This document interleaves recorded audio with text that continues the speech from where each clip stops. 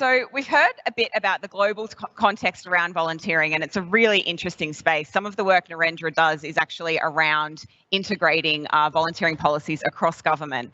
The strategic objective 3.4 of the new national strategy for volunteering is about making volunteering a cross-portfolio issue in government, and the UN actually do that with a lot of countries. So it's an exciting opportunity for us to think about how we can do that here at a federal, state and territory and local level as well, to make sure that every policy that's policy portfolio relevant to volunteering is thinking about that.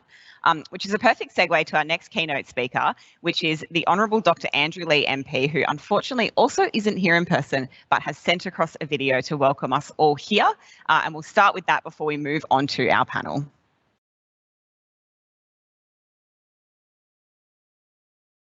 G'day, my name's Andrew Leigh, the Assistant Minister for Charities. I'm sorry not to be joining you personally today, but with Parliament sitting, I'm unable to get leave to attend your terrific conference. Can I acknowledge that I, like you, am meeting on the traditional lands of the Ngunnawal people? Dowda Ngunnawal, Yungu, Nalamanyan, Dunimanyan, Ngunnawal Wadi, Dowda Wadi, Dindi, Wangaralin Jinyin. In acknowledging the traditional owners of the land, I would also commit myself to the ongoing process of reconciliation and to supporting a constitutionally enshrined voice to Parliament in this year's referendum. Volunteering has always been close to my heart and to those of our family. One of our good family friends growing up was a man called Herb Feith. And I want to begin my remarks today by telling you the story of Herb. Herb was born in Vienna, Austria in 1930. One of his earliest memories was Kristallnacht, the attacks on the Jewish people that began the Holocaust. His family escaped and fled to Australia, where Herb attended school in Melbourne. After the end of World War II, he decided he needed to do something to assist suffering in Europe. And the cause he chose was to assist the plight of Germans suffering hunger after World War II. He bicycled door to door, collecting money for relief charities that would send money to Germany. Pause for a moment to think how remarkable this is. This is a boy whose family had fled the Holocaust, now collecting money for the people of Germany. When he was at university, Herb became increasingly interested in Indonesia. He travelled to Indonesia wherever he could, he'd ride on local buses or ride by bicycle. He became passionate about the cause of Indonesian development in the period after independence and decided that we could set up a volunteering program. That volunteering program, which Herb set up in his early 20s, became the Australian Volunteers International program that now sends huge numbers of Australians overseas to volunteer in developing nations. Herb recognised that developing nations would benefit from the energy and the enthusiasm of Australians going abroad, much as developing countries had benefited from John F. Kennedy's establishment of the Peace Corps, and that great call to ask not what your country can do for you, but what you can do for your country. Herb recognised something else though. He recognised that volunteering overseas is enriching, that the very process of volunteering takes us out of ourselves. We sometimes talk about the helper's high, but that's just a part of it.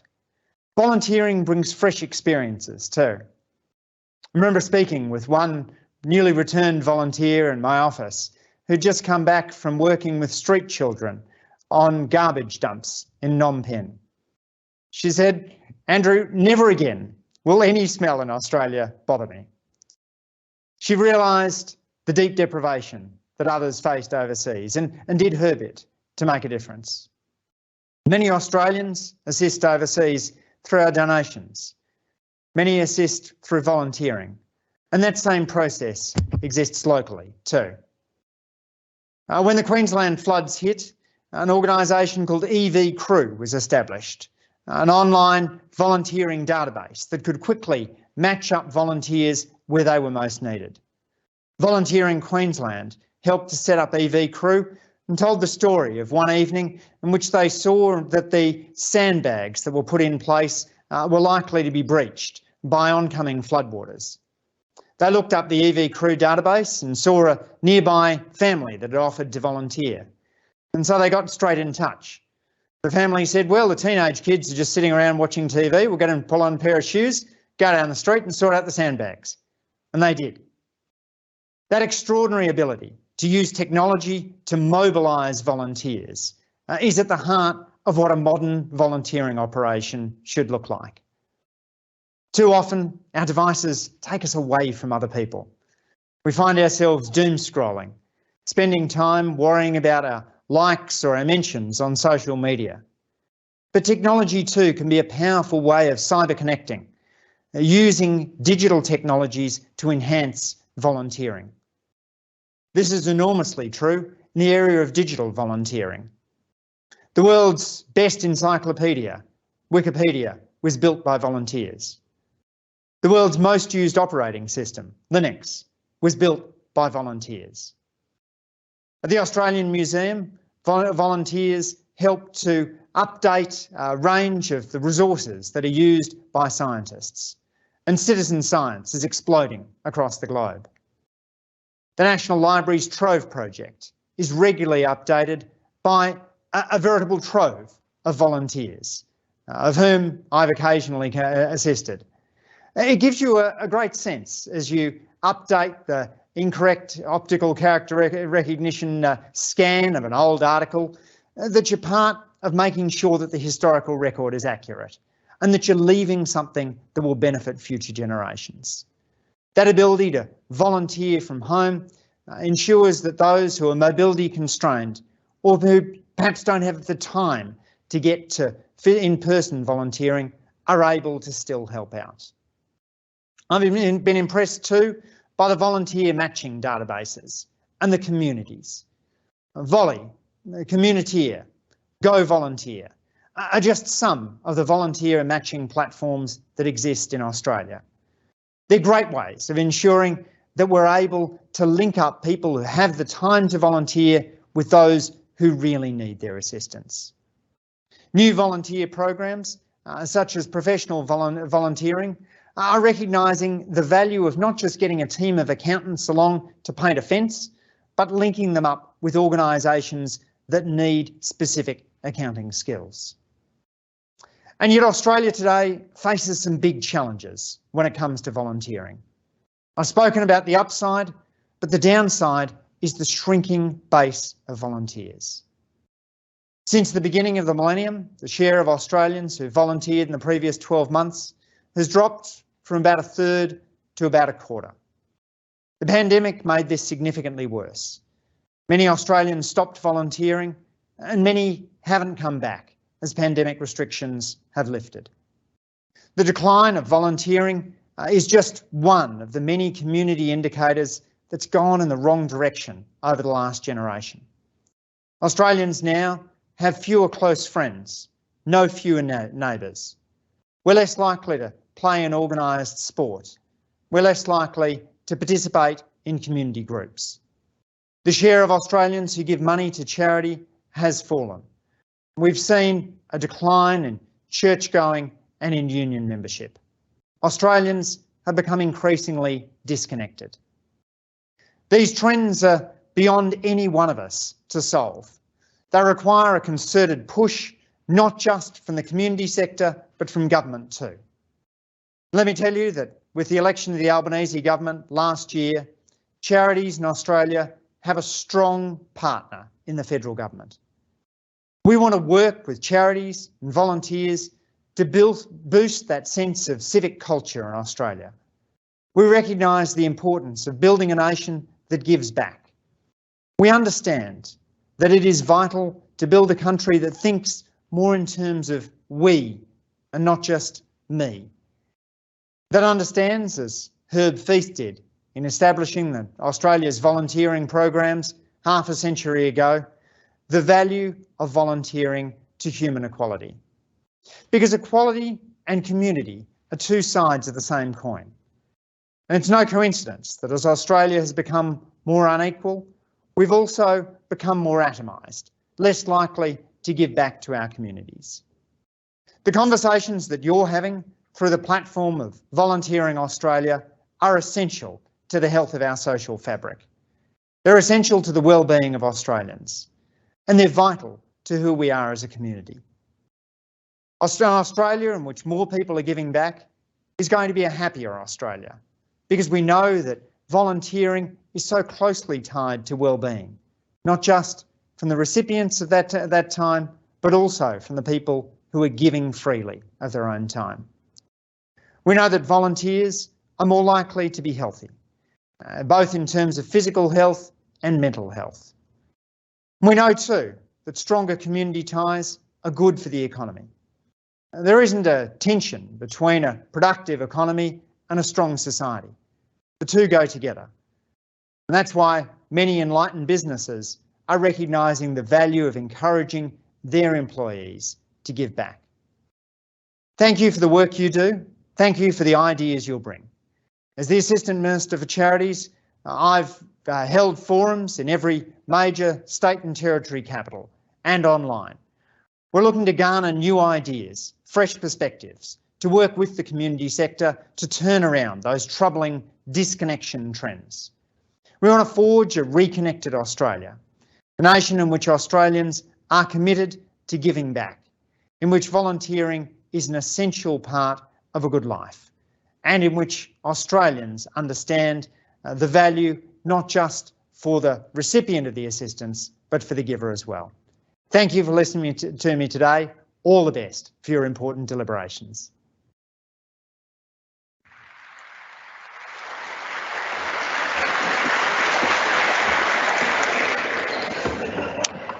For anyone who's worked in this space for a long time, you'll know it's a good still, isn't it? We'll keep it up there for another moment. Andrew's been a very long time friend of volunteering and the charities and not-for-profit sector, and it's really great to have such a powerful advocate, and he really wished he could be here this morning. I think he loves being at a conference and was so sad to have missed it. So a lesson to not put it during sitting week next time around. This session is all about the future of volunteering, and Andrew did actually mention a couple of our exhibitors that work in the tech space, so anyone who is keen to connect with either Community or Go Volunteer, which is the Involve stand in our exhibitor hall, and you can go and connect with them for the rest of the day. You can't miss the Community folks because they're all in bright green down here and I see them. But this session is all about the future of the charities and not-for-profit sector. And we're joined today by a celebrity panel. We have 3 panellists who are about to join me on stage, and I will briefly introduce them as they come onto the stage for our next conversation.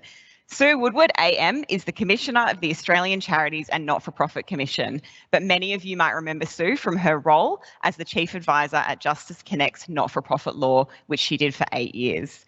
In 2021, Sue was actually awarded a Member of the Order of Australia for her significant service to the not-for-profit sector, fundraising and the law. Our second panellist, David Crosbie, is the CEO of the Community Council for Australia, which is a role that he has held for a decade.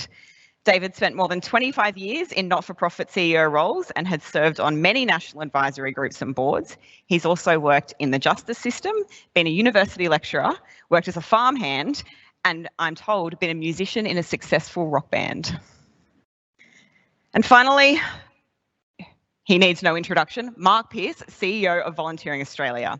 He joined Volunteering Australia in 2020. Prior to that, he had a former life as a senior executive at National Congress of Australia's First Peoples and spent a lot of time working in senior investment banking and funds management roles with Goldman Sachs, JB Weir, NAB and Macquarie Bank.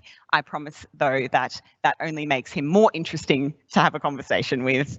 He is a serial volunteer on boards, noted his special interest on our Work Secret Santa last year as quantum physics, and can be bribed to do absolutely anything on offer of a jam donut. Please welcome our panel for this important conversation.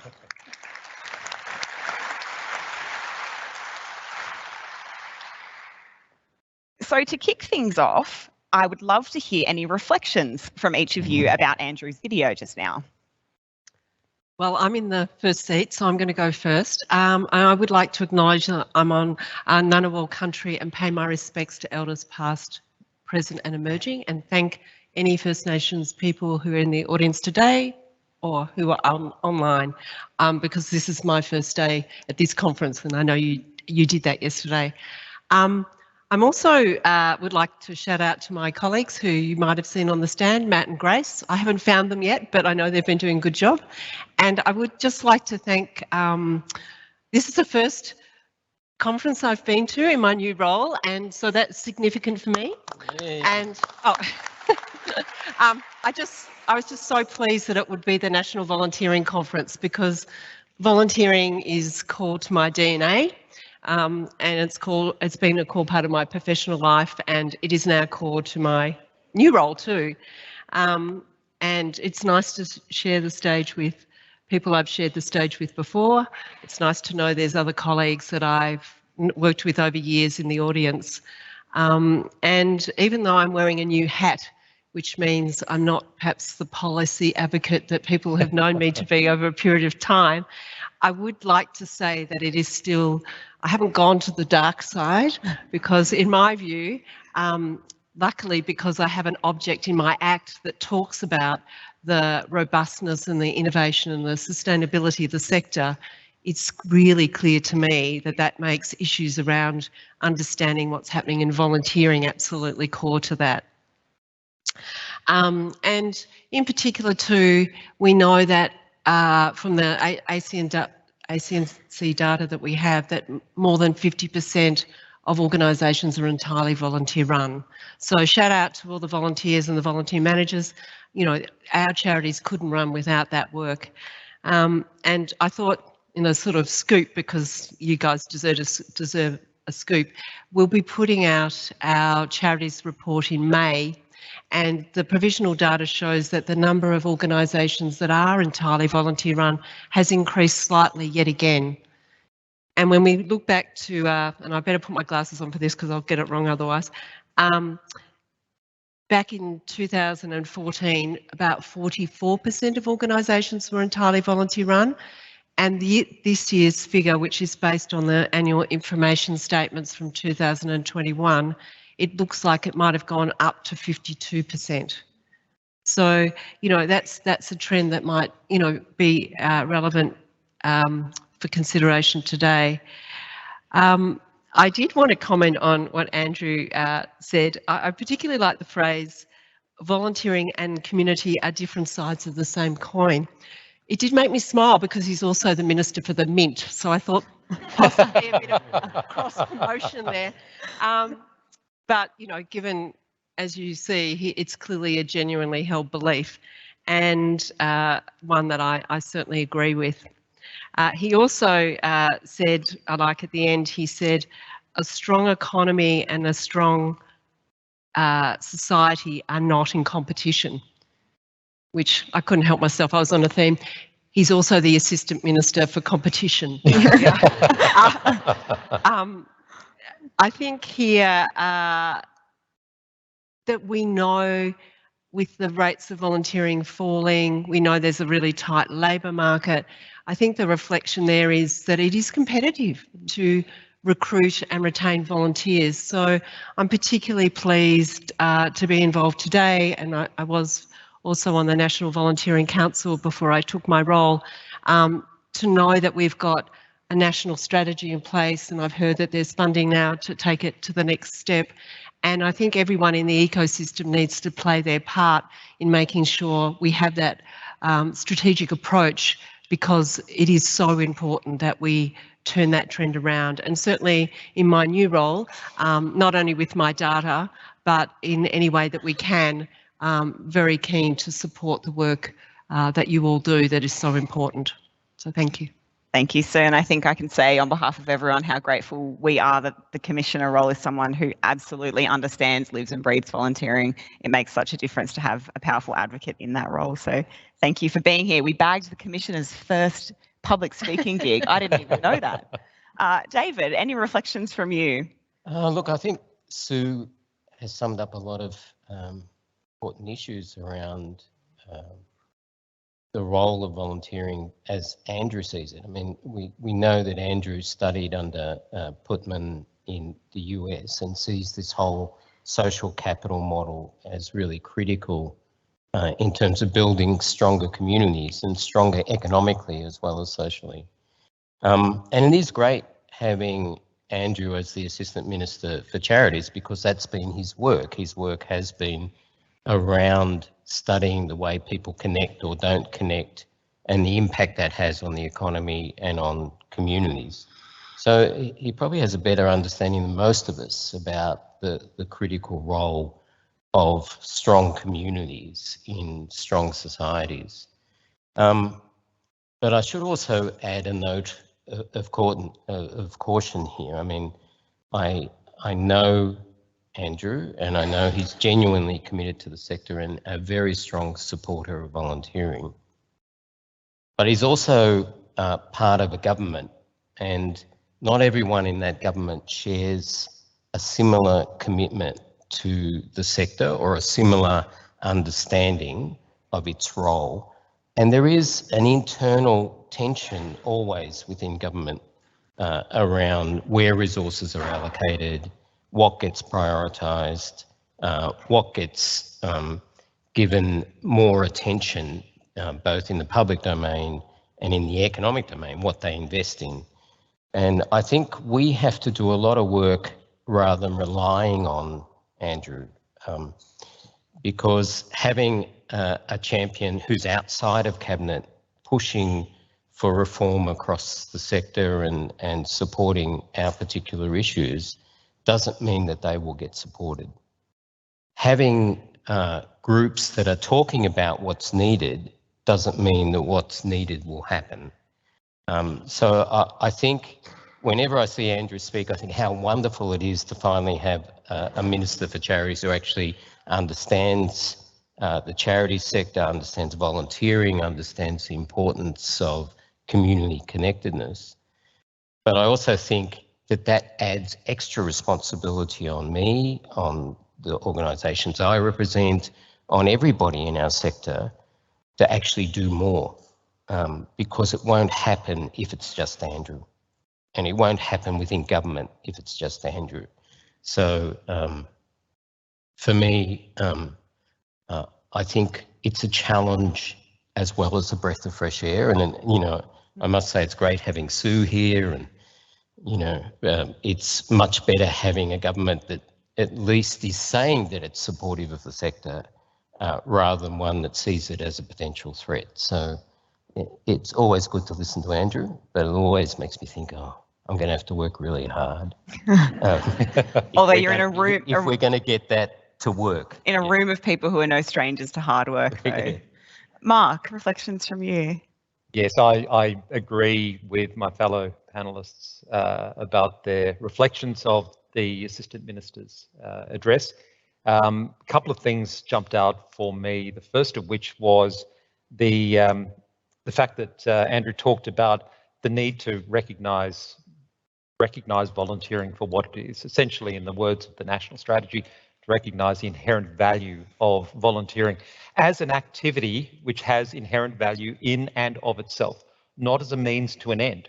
It's certainly both things, but we can easily forget, and certainly at the policy level, at the government level, and at those overarching framework levels, that volunteering has profound benefits in and of itself. And that should be part of the broader consideration.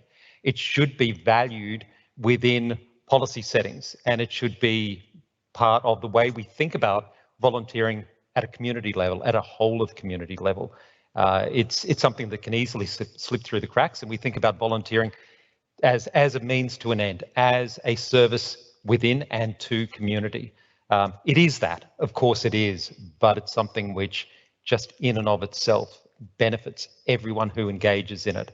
And the benefits which flow from that are really quite profound. The second piece which jumped out at me, obviously, I'm in an advocacy role, is the one around the government's commitment to volunteering and the need for strategic investment, ongoing strategic investment. And this is not investment in little bits and pieces, but this is a proper consideration of the strategic value of volunteering and resourcing it appropriately. Not just by government. Government has a big role to play in this, but the corporate Australia has a big role to play. Philanthropic Australia has a big role to play. The government needs to put its hand in its pocket and dig deep. Yes, it does. And it needs to do more. but it also needs to be out there encouraging, creating opportunities and avenues for additional investment, encouraging corporates to be more engaged and to invest, again, strategically, with a view to building the communities that they benefit from. The government needs to be making a commitment to ensuring that philanthropy is encouraged to commit more resourcing towards the front end of volunteering. Those pieces of framework that support volunteering, that bring volunteers into the volunteering ecosystem, that encourage people within community to engage in volunteering and appropriately support it. As David said, we've all got some heavy lifting to do. We have a blueprint now, we have a pathway through the national strategy. A lot of the consultation work that was done has brought disconnected parts of the ecosystem together. We have something of a common voice. We need to get behind all levels of government and push them. The words are great. I always like listening to Andrew as well, but we need to push forward. And it's really important that that strategic investment is championed by government as well as the rest of the volunteering ecosystem. So I suppose they're my reflections from Andrew's address. Thanks, Mark. And I know this will be a session where people have lots of questions. So it is still the same link for anyone who has it on their phone. You can refresh it or put it straight into the box. But while people are putting their questions in, and if anyone pops a hand up, I'll get some mic runners to come around. I'll start with a question to each of our panelists, which is, of the 11 strategic objectives in the brand new National Strategy for Volunteering, what stood out to you the most and why? And we might start with David this time. Oh, okay, Sarah. I might start with a story, I think. Unlike you, David? Yeah. Many years ago, I was a teacher in Pentridge Prison, and we had 1 or 2 volunteers come in to where we worked in our little room with a little offset area in the prison, and that was really tough for the volunteers, because I don't know if anyone's visited the prison, but it's actually not a pleasant experience. You can't just walk in and say, I'm the volunteer, and they walk you through. The custodial staff almost resent visitors. So the process of being a volunteer is actually quite difficult. And process of teaching wasn't that difficult in prison, because it was self-directed learning, and there was lots of people studying coastal navigation. So I became a bit of an expert. I'm not sure why. So one morning, I went in and I'm helping people start their work, and this one guy just went and sat in our little offset area, and I went over to him and said, "Look, are you going to do anything today? Do you?" And he just looked up at me, and I knew to walk away. He wasn't going to work. Clearly something was upsetting him. And, I went on helping other people, and the volunteer came in and, looked around the room and automatically just went and sat outside in this little area with this person and didn't say a thing, just sat there. And after about 20 minutes, they both came in and he started work. So for me, that's why I think it's not just the value of volunteering, it's the values. For me, it's about building trust. It's about engagement. It's about compassion and respect. And so when I look at, I've circled the same one that Mark actually talked about, the sense of what is the value of volunteering. I could not have done what that volunteer did. I'm a different guy. I have a different persona. I have better shoes. Well, hang on. So, people read, particularly people who've been on the receiving end of systems, tend to read systems very, very well and read people very well. And it doesn't take words. You know, it doesn't take people saying, how do you feel? And people talking back like some kind of talking therapy or psychology. It actually takes just, you know, in that situation, being in the space. And when I see the work of volunteers, and, you know, I've run very large drug treatment services and mental health services and other facilities, for me, it's that connection that I can't have, even though I have a very diverse background and certainly not sort of privileged in any sense. I can't connect to a lot of people just by sitting down, but I see a lot of volunteers who can. And so that sense of, for me, it's not just in a social service setting, it's across all levels of volunteering. It's the value and the values of volunteering that I see as critical. So, you know, that's the kind of area I think we need to do a lot more work on around the implementation. Yeah. I'm not sure you've got better shoes on today. Yeah. You don't like them? The purple and black, are they purple? Yeah, they're purple. Okay. You feel very exposed with your shoes. Yeah. I could have mentioned other parts, you know, jackets or... Does anyone want to pick up from David's thread? Oh, picking up from David, wow, that's a challenge. I circled, I think it was 1.2, inclusive and accessible. You know, I think we know there are many, many groups out there that don't volunteer at the same rates, and many groups that actually do volunteer, but they don't call it volunteering. So I think there's a lot of work that can be done there. And I do have a bit of a passion around accessible in the sense, perhaps not of the traditional sense, but I'm a bit of a red tape warrior, people who've known me over a period of time. And again, I have an object in my act which makes it very convenient to continue that cause. So, you know, I think what I've been impressed about too with the strategy is how much work, and excellent work that you did, Sarah, looking at all parts of the ecosystem. So where are the barriers? Where are the red tape things? I actually think it's a national disgrace that we don't have a national screening check based on the 2014. Yeah. Thank you. But, you know, that is a disgrace. I'm probably not supposed to say that anymore, but I can't help myself. And it is a priority, I think, for the regulatory reform group. So, you know, we need to keep pushing that. The people on the ground, you that know that it's a problem, that you've clapped, it's not clapping for me, you clapped because it's a problem.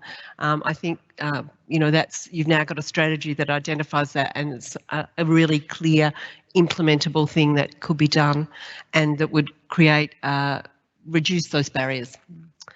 I do have always had, and I've seen it from the years of work that I did at Justice Connect, a passion for the work of volunteer managers. I think you're unsung heroes.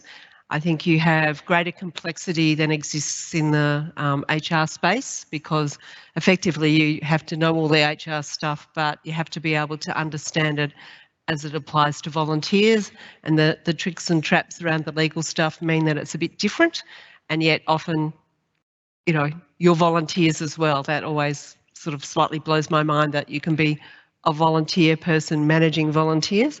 Hopefully that's not as, it's more often a paid position, but even so, I know you don't have the same resources always. So I think that's a really, really key one to see. The last one that always makes me smile, I think it was 3.1, and that was the idea of making it a cross portfolio issue. Sorry.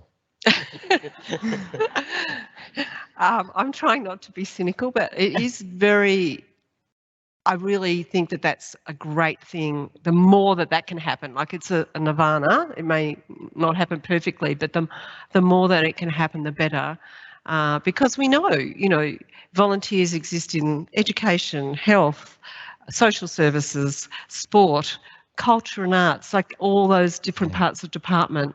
And yet, I know, Mark, you've it's very hard to find your spot within government. It is. And then when you find that spot, you're in one department, how do you reach out to the others? So I was really pleased to see that that was identified in that way. And again, you know, I think that's going to be really important for elevating and promoting volunteering on a national scale.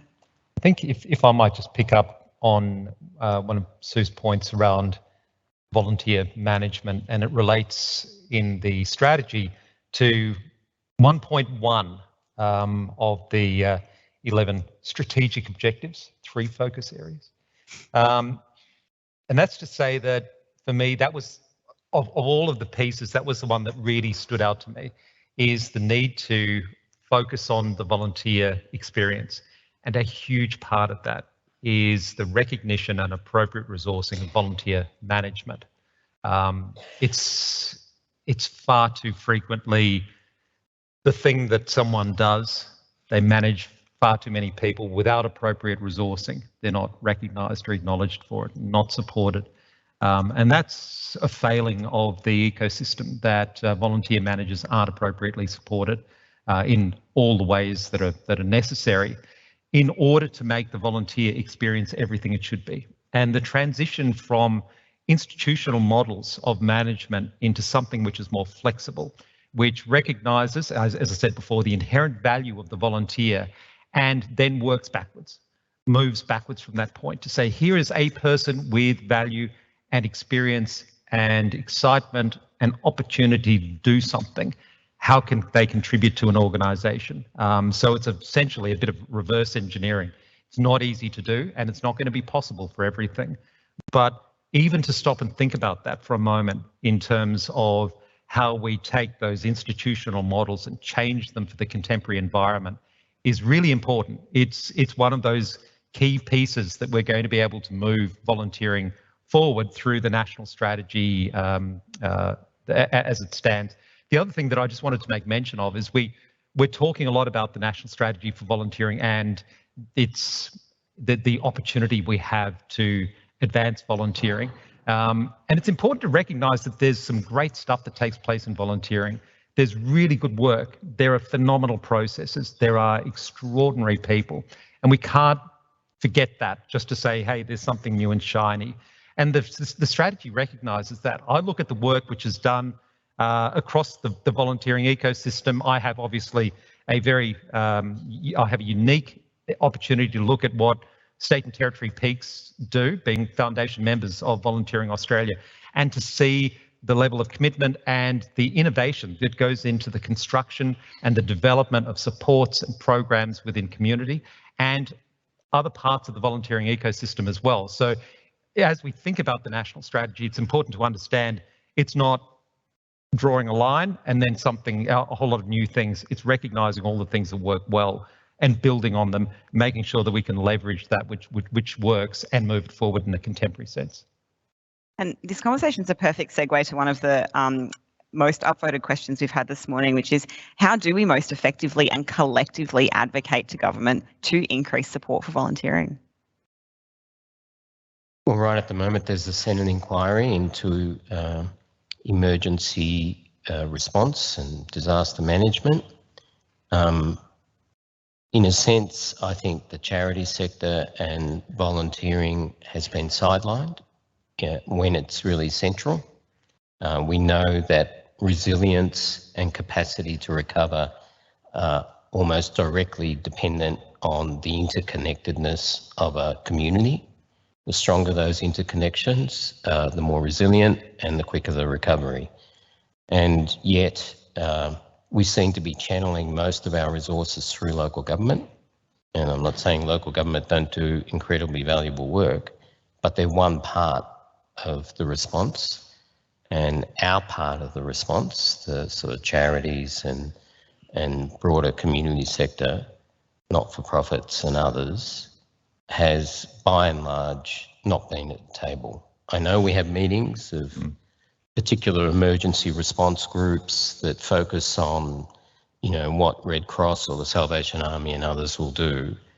But for me, the really important connections in a community are often not the emergency management people. It's often anything from childcare to a sporting club to a folk club in Cobargo. You know, it can be all kinds of different groups. We need to facilitate the interconnections between people in vulnerable communities, or we will not build resilience and we will not build the capacity to recover. So how many submissions can we put in to that inquiry in the Senate to make that point? That's an immediate one, but more generally, I think we tend to describe what we do in terms of outputs.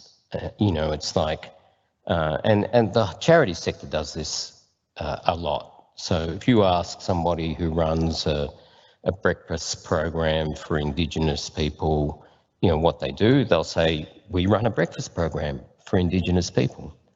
And then you say, yeah, but what happens there? And they'll say, oh, you know, if anyone needs help, we'll take them to the hospital. If there's a legal issue, we'll help sort that out.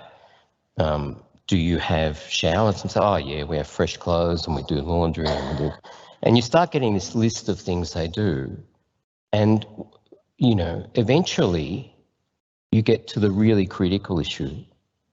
What's your impact? What difference does it make? What do you see happening with people? Oh, you know, they're better. How do you know they're better? What makes you think, well, I can see they're better? Well, what are you looking at? They walk taller. They talk more. They eat more. There's more connections between families without violence. You know, for me, we should go to the impact first. You know, what do?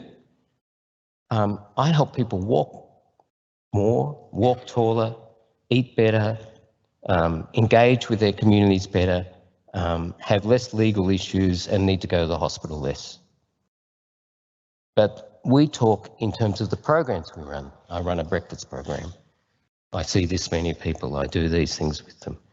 And when I talk to volunteers, they tend to do the same thing. They talk about what they do, they describe their activity, which in measurement terms is an output. That's what you're doing. We often don't talk in outcomes, let alone in terms of impact. And what I'd really like to see more of is that sense of impact. We actually have a stronger Australia if we have better volunteering. We have a more economically productive Australia. We have, you know, and we should be talking about impact rather than just describing our programs whenever we get an opportunity to do so. And before I move on to Sue or Mark who want to pick up on that, there's a really good question in here that just says, how do we get CEOs to hear these messages? Because we're in a room full of volunteering practitioners for the most part who are phenomenal advocates for their volunteering programs, but sometimes, and we heard this last year, there can be a disconnect. So is there any advice you have for our audience around how we can have this messaging, make sure it's flowing up the chain for anyone who does struggle to get that legitimacy in their own organisation? Well, for me, that's a values-based discussion. I mean, we should be saying to CEOs, what's the most important value in your organisation? You know, what values do you think this organisation should be trying to build? And if trust, engagement, compassion and respect are there, then they should be having volunteers. You know, for me, I'd talk about the way an organisation changes when you have volunteers who are able to, in many ways, build connections between people that go well beyond their skill set. Often skilled volunteers for me are more of a problem in the sense that they think they know stuff and can tell people what should happen in a more direct way. I like volunteers, you know, I'm not opposed to volunteers having skills, that's great, but for me it's the engagement that builds the organisations I've been in. And, you know, like the example of teaching in prison, they didn't have to be a brilliant teacher. They just had to know how to be with people. Thank you. Sue, any reflections on that? Oh, there's a lot there, isn't there? I wonder if because many of us missed our volunteers in COVID, that it'll be a leverage point to sort of say, remember the value that they added. You know, at that time I was in a Justice Connect and a legal assistance charity, and, you know, we didn't have our law student volunteers. And, you know, when we got the first one back just before I changed roles, I thought, oh, wow, yeah, I really missed that, you know, that interaction and the value that they brought and the contribution they made. So I don't know if that's a helpful observation. In terms of the political side, I think I'd make just a couple of general points. One is, I think there is power in information. Sometimes politicians won't understand the value of volunteering and the numbers, the sheer numbers of it. You know, I think of that in terms of the numbers around the charity sector. I mean, most politicians probably don't know there's 60,000 charities in Australia. You know, and if you extrapolate out for the, you know, 3.4 million volunteers, and then, you know, you compare that to other industries and you see that actually it's bigger than the mining industry, it's bigger than these other industries, and sometimes that's the way to then put your individual case. Don't know if it's a practical thing, but I noticed recently that they've established the parliamentary friends of charities. Yes. Maybe that's a really great bipartisan forum that people can approach. And personally, I would never undervalue the opportunity to have a photo with your local MP. Mm. It's a small point. Yeah. And someone made the observation in the questions that not all volunteer involving organisations are charities. So no. Yes, we do have 60,000 of them, but beyond that, the amount of groups and organisations that do involve volunteers obviously far surpass that. So I have enough emotional coins in the emotional piggy bank to pose this challenge to our panel here, particularly potentially looking at the panellists in the middle. Can we have a rapid fire question and answer round, 5 questions, 5 minutes? So to try and get through as many as possible, because we've only got about 10 or 15 minutes left today, I will ask everyone to answer these questions in as few sentences as possible. But before I do that, I think I see someone standing with a microphone, and I wonder if there was a question up the back. Nope. I see a hand up there. Sorry, the stage lighting it's hard to... Quite bright. Yes, it is very bright. In the meantime, though, oh, yep, here we go. Hello, can you hear me? Yeah. I'll try and keep it quick. You know I can't always. We sit here at the start of our 10-year strategy. Congratulations, team. Amazing. I guess my reflections come very much from working with an organisation who are looking to create systemic change, which I believe is really underpinning what's come out of the strategy, which is exciting. But we sit here as a really homogenous group of pretty white, privileged people. What is your one suggestion for what we need to do as a sector, as an ecosystem, so in 10 years' time, it's not CEOs who are sitting up on that stage. It is not a bunch of white people leading formal organisations who are sitting in the auditorium, so that we can truly embrace inclusive, accessible volunteering that is led by community and that is not about imposing and continuing to perpetuate systems that harm those who are most disadvantaged in our community. An exceptionally easy question. I'm going to put Mark in the hot seat for the first answer on that one. Thanks, Sarah. I think that this is a really important question, and it speaks to this issue around volunteer experience. It speaks to the need to elevate the individual as someone of importance with a contribution to make. And when you do that, you strip away a lot of the determinants which would otherwise rule people out, and ask the question in the first instance, what's the thing that you can bring to the organisation? What's the thing that drives your interest in community, and reverse engineer it? So I suppose I'm referring to a comment I made earlier, but for me, that's the key.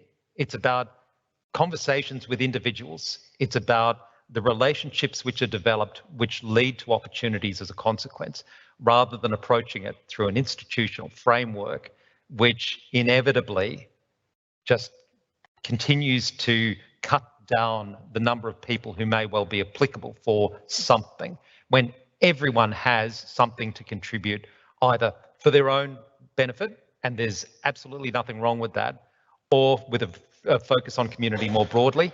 By changing the way that we engage is the way that we increase the opportunity for inclusion and diversity, give voice to people who haven't necessarily had that opportunity before because they've been excluded. So you don't see lots of me sitting up on the stage the whole time, banging on about a whole lot of things, and ironically coming from a very institutional background. I think that for me, that's where the secret sauce is. I was sitting in an auditorium like this, sitting next to someone I knew well who'd had mental health experiences and, you know, had struggled but got over and was under treatment and doing really well. And there was a person up on the stage talking about their mental health experiences. And I said to them, why is that person up on stage and you're sitting here? And they said, I don't know, because it's exactly the same experience, and they're up there and I'm down there. So what was the difference? The difference was she'd written a book. The difference was she documented her experiences. The difference was she'd shared those experiences and had them valued. If you don't create knowledge about what you're doing and share that knowledge, you will not be valued, you will be vulnerable. And that's true of all employees, of volunteers, of charities, of everyone else. You want to be valued, document your experiences in one way or another. It doesn't have to, I'm not saying everyone should write a book, but if the story isn't told, how can it be valued? And it just strikes me over and over again that, power is about information and capacity to create value around that information. If you're not creating information, if you're not documenting, if you're not sharing, it's pretty hard to be valued. And I suppose just before I get to Sue, one reflection from the conversations that we had over the past year on that is just that we need to be really cautious about encouraging people to do that without constantly re-traumatizing people and turning their lived experience into a story for other people to use as entertainment. So as a lot of feedback we got from people with lived experience was just that they want to be valued inherently without having to position themselves as, again, that's through an institutional framework. So probably just a reflection there. But Sue, anything from you? Okay, I'm going to win this game because I'm going to be shorter. So I would think of a couple of practical things. I think any barrier to cost, it's very privileged if I can afford to drive my car to volunteer, if I can afford my train fare. And I think anything that enables people to get reimbursement for that so that they are on that sort of level playing field. The other thing I would suggest is that we look at more creative ways, and I know many organisations are doing this, and I would absolutely acknowledge that the vast majority are not charities. There's a massive not-for-profit sector out there, but small bite-sized ways to volunteer. So someone has a try and then they go from there, and that comes from some experience I had being on the board of a mental health social enterprise intermediary, and the way people with very long-term mental health issues got back to work in that scenario was to have shorter opportunities, and then they would build from there. So that's why I'm going to win this race, because I said it quickly.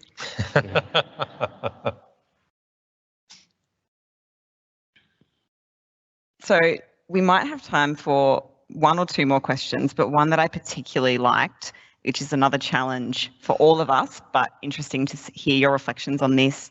Volunteering is seen as nice to have, nice people, etc. In the face of very uncertain futures, how do we shift perceptions from nice to not be messed with? Oh. And kick us off, Sue, because I see the enthusiasm there. Oh, I love Oh, wow, that's good. Nice. And what was the other? Not to use your word, Sarah. Not to be best with. Yeah, I wonder if again we can draw on a pandemic. You know, never waste a good crisis. Yeah. That it's not over yet. And there'll be another one. To actually look at how I'm thinking of the vaccine rollout. You know, in multicultural communities, and that the numbers were lagging, and how actually that happened when they engaged community ambassadors who were volunteers. That's just my experience in Victoria. You know, the amazing work a lot of the First Nations organisations did to get to their communities and grassroots, and some of that would have been paid stuff, but a lot of that would have been community elders and maybe they didn't even call themselves volunteers. So yeah, I wonder if there's something there. I know, you know, as part of this strategy, you also had a research team, which was really fantastic. So maybe there's some research work that can be support, you know, back to the evidence base and telling the story. If you've got that research there, and then you can tell the story with that. But I like that. I love that expression. I think you can be nice and not to be nice with. At least I work on that principle.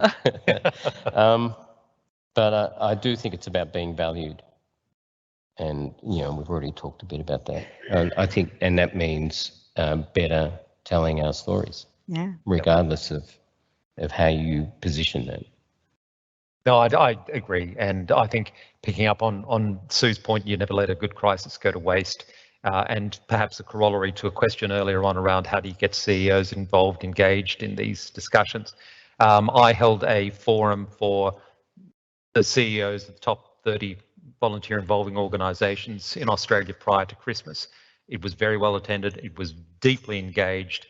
CEOs of those organisations understood, perhaps for the first time, the fundamental value, in fact, the essential value of volunteering to their organisations, and most importantly, to their mission into community. So I think that there is a recognition. I think that the COVID crisis has given us an opportunity for volunteering to come from being that thing which takes place everywhere and all the time, and because of its ubiquity, it's invisible, to actually be visible. Hey, we don't have people. People within community are out there doing things, and that's being highlighted by the media. So perhaps, I'm just reflecting upon my my colleagues' comments there, but I agree 100%. That's the way. And I'm just the vessel of this message, but not a single volunteer last year said to me that they volunteer to save the government money. So when we are talking about value, and this, you know, everyone who's had to listen to me for the last 12 months has heard me go on and on about words and the importance of words. It's really hard when we think of the word value to not think of dollars, because we live in this neoliberal capitalist society where that is an institutional frame we work from. When we're talking about valuing volunteers, we're not talking about the economic value, because that's not why we volunteer. No. I don't do it for that, and I know all you don't do it for that either. So yeah, it's a challenge back to everyone else, I suppose, for us to change that narrative as well around volunteering. And I think we have time for one more question. Is there one in the room? That person who I thought had a microphone is actually just someone with a phone. Melanie, please.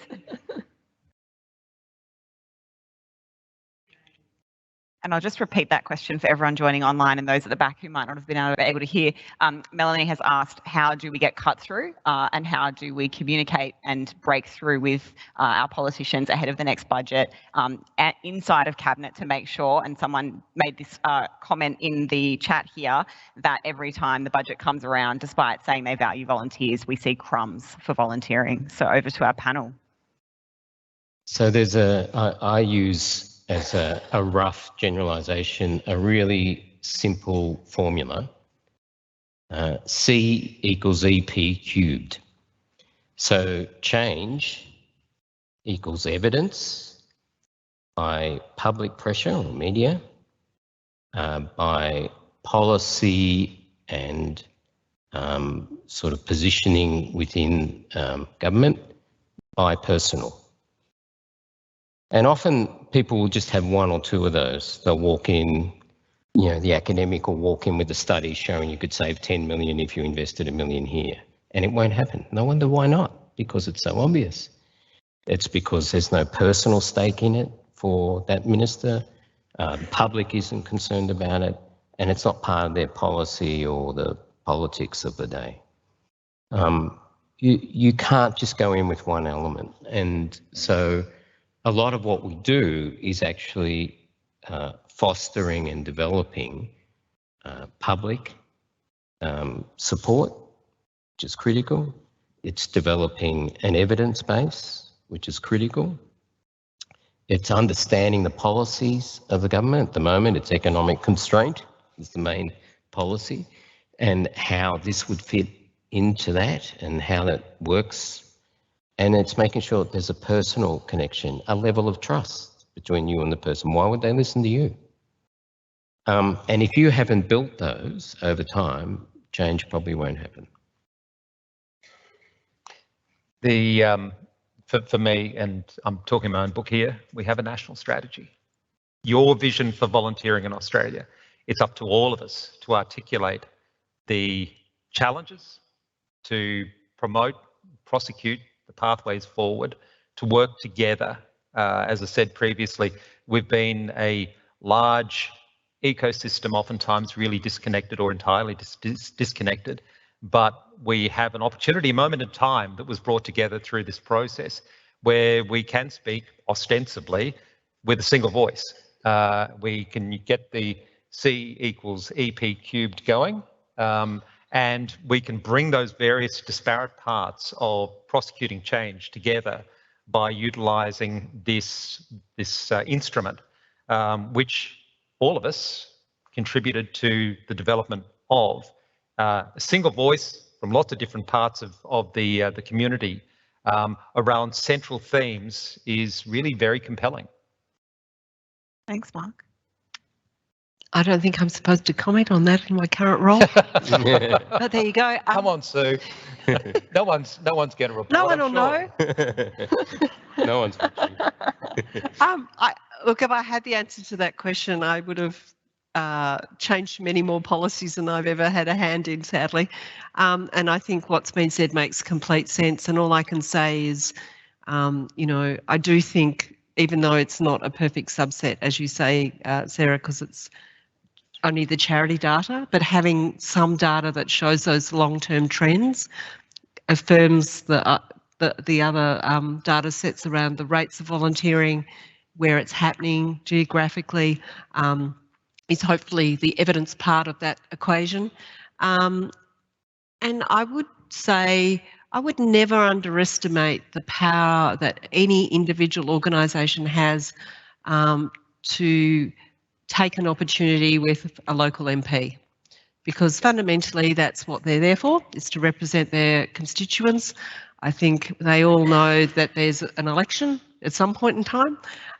We've all seen people who didn't think they were going to lose their seats, and if they are, you know, invited to an event, they see the value of volunteering, they love the photo opportunity, they really get to hear from people, you know, that I think a lot of politicians get sick of spin.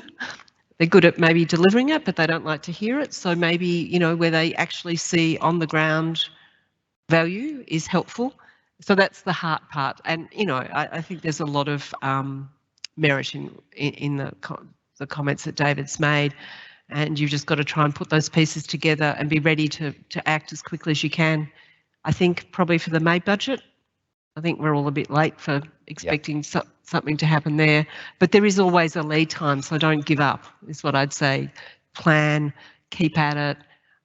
Sue is a specialist in not giving up. I think we've been trying to fix fundraising for 10 years or more. Well, it just means I haven't, well, maybe I'll be successful, who knows? Yeah, we will eventually. There was a suggestion that we could all march on Parliament House today because there's nearly 600 of us here. not quite enough room in the program to get there and back, and I do not want you to miss the final plenary, which is when we're going to be hearing from some young people. So there are a couple of questions I've quarantined, but I wanted to assure everyone that these will not disappear. We will do our best endeavours to try and bring some of these panels back in the future. I haven't told our panellists that, but also bring more voices into these conversations. There's a lot of really practical questions in there, and I know the expertise is out there in the room for those. So Volunteering Australia will do what we can to unite you with those, the people that have the answers to some of those questions. But please join me in thanking our wonderful panel for being here.